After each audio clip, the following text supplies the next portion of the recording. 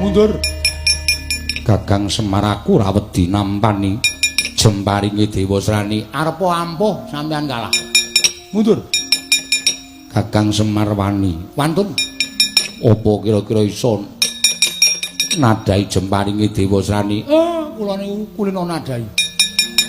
Mundur. Iya.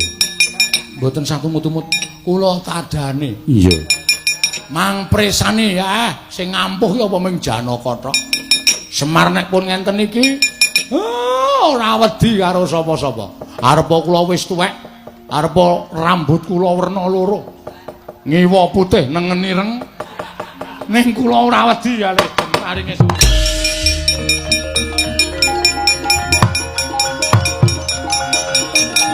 Oh.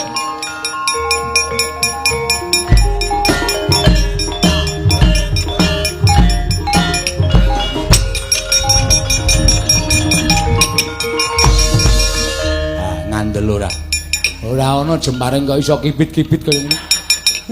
Dicekel ndase kok kibet-kibet. Ayo arep ngopo? Wis kapokmu kapan? Ora tak candak tuman wae iki. Arep piye? Apa emen? Jemparinge Dewa Srani. Wah lah kok ampuh. Wis kecekel tangan barang kok kaya menungsa iso obah. Iso kiwir-kiwir. Apik iki, Mer? Anu wae. Digo mulih wae. Aja iki ora kok wajibe digo mulih. Minggira Bagong, minggira. Semingkira. Areng apa minggira? Oh iya. Panus maning jajalan. Arep ucul apa kuwi? Wedan lentur e pucuke meneh. Areng apa? Ora ajar tuman wae.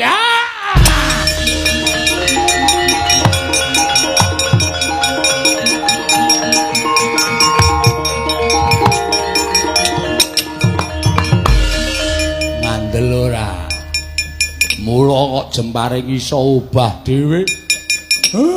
Guru. Iki guru apa ya, Pak?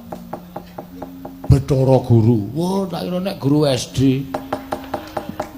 Ora nggawa stop map. Bagong ki omong-omongane werna-werna. Yo anggepe Bathara Guru iku digawa stop map ngono piye? Kakang Semar kula kapok. Kowe iki pendak-pendak mesti gawe wisuna. Kowe mbelani Betari Durga. Mbelani dhateng Atmaja kula Dewa Srani. Ndaraku wis nglakoni tapa. Monggo kudune ndaraku sing entuk wahyu purbaning rat, wahyu laranging jagat merga wis entuk wahyu cahyaning rat. Ayo tok wenehke ora?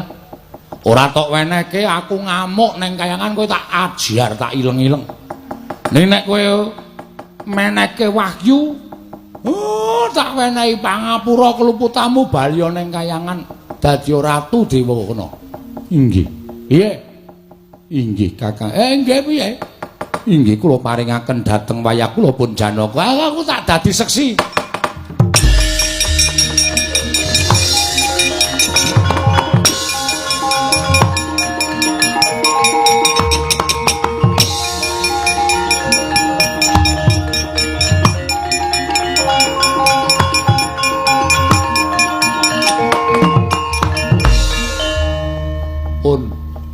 Sing abot ming niki wau.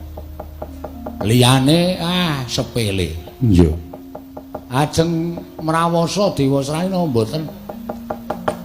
Dewa Srani wis ngancam patine Janaka. Lajeng tak kapokne bocahe Dewa Srani. Yen ora mundhak tuman Kakang Semar.